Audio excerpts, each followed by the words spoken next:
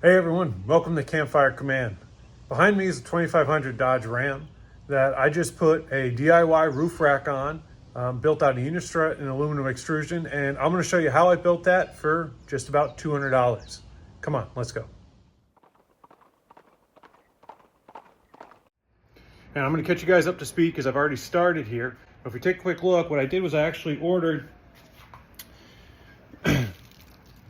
half a dozen X-Wing from T-Nuts that emulates the Prinsu roof rack. And in here, you've got pre-drilled tapped ends for the holes. Now, this is 1x2, which means that center to center on the holes is 1 inch apart, which means edge of the threads to edge of the threads is about 1 1/4 inch, 1 1/8. The second piece that I bought was the Unistrut.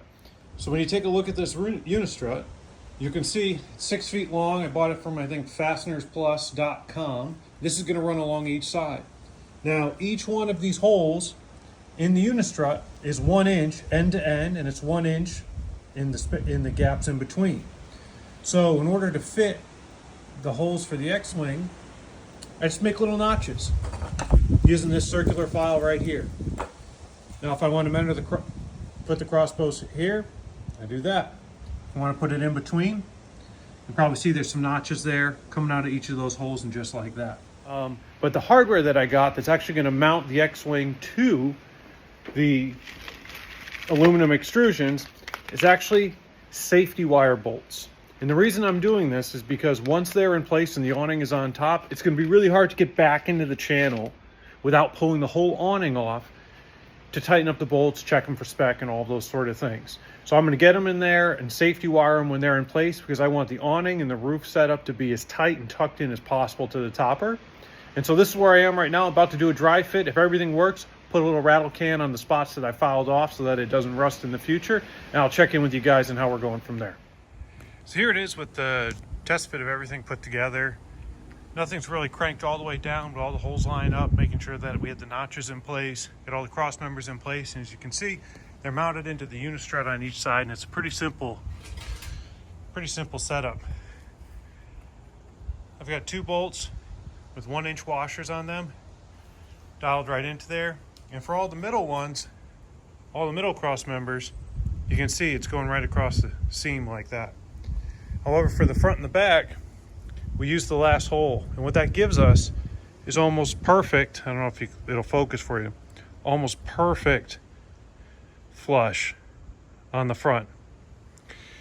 What it also does is it centers it on the side here, and this is how we're going to mount our awnings. And then we'll also be able to throw some cone nuts in place so we can secure some other things on there, and then we'll have access to all of the X-Wing channels on the top and the front to continue to mount things to it and modify it as we need it.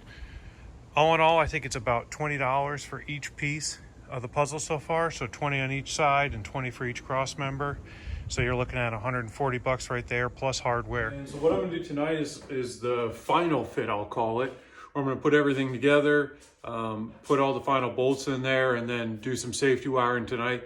This is not going to be a safety wiring video. You can watch a million of those. All the airplane mechanics have them out there. I am safety wiring it by hand, which is possible. I didn't want to buy all the pliers and stuff, so I picked up, $8 worth of safety wire that works with these bolts, and I put it all together, and I'll let you guys start seeing me put it together.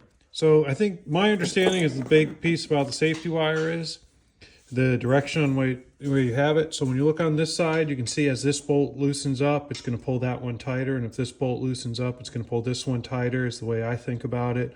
So just did it here with this pair of needle nose, fed it through there, twisted over, and then bent the tail back. So I hopefully don't jack up my fingers if I ever have to get back in there. But not pretty, but it'll get the trick done. I'm going to go ahead and do this for the other 9 mounting points.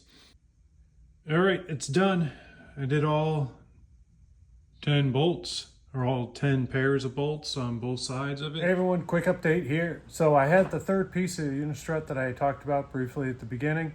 And what I ended up doing was I chopped it down into individual pieces here, sprayed it in with a little bit of black rattle can just to get the ends cleared away. These are actually going to end up being the feet for the rack itself, but super easy. Just chopped it down. I had a metal blade to throw in my circular saw, and we're good to go from there. quickly going to walk you guys through how we're going to mount the rack to the topper itself. So this topper actually has the Yakima racks already installed in it. It's an ARE topper. So I went on Amazon and I bought some of these bolts. They're M6 20 by 20 by 6 millimeters, and they fit right in the slot. So they slide into place there. So with overkill, I'm putting 4 of them in there. And then I'm taking this piece of Unistrut that we had trimmed down to about 8 or so inches. It's going to sit right over the top just like this. Now, that looks really cool and it's clean. You can see they're the same width, so it's going to sit really well. But then I've also got these L brackets that I picked up from T-Nuts with the extended one so that I can put them on these 2 bolts here. And then what will happen is as you shuffle those into the pieces, that slot in the middle right there, it's just a hair too small to fit the crossbars. So we're going to jam it in there. So that way, if we ever have the nuts come loose, it doesn't matter. We're still going to have some friction holding it in place. It's easy to service and access these bolts and make sure that they're torqued how we want them. And it'll all work out nice and cleanly. So that's as simple as we're doing it. We're just taking a piece of Unistrut upside down, throwing it on top of the rails, bolted it into some track nuts, and calling it a day.